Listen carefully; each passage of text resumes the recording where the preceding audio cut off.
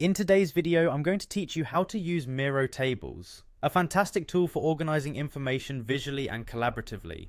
Let's get started by diving into the platform and walking through the steps needed to create and customize your tables. First, head over to Miro.com using your favorite web browser. Once you're on the homepage, you'll notice a login option at the top right corner. Click on Login to proceed. Now you'll be presented with several sign-in options. You can use your email or connect via your Google account. For ease, if you regularly use a Google account, this might be the best choice as it streamlines the login process.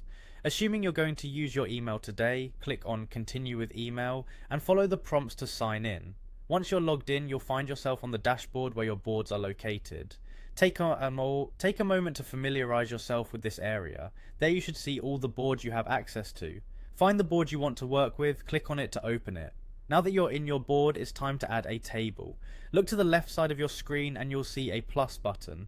This is where you can start adding new elements to your board. Click on it and a menu will pop up. From this menu, select Tables. This is where the real magic begins. With the table tool selected, move your cursor over to wherever you want to place your table on the board.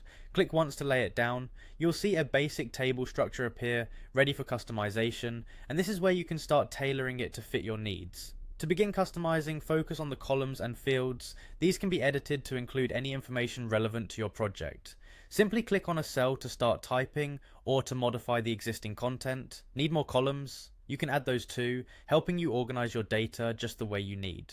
One of the great features of Miro tables is the ability to change the layout. You can adjust the size and position to make everything visually appealing.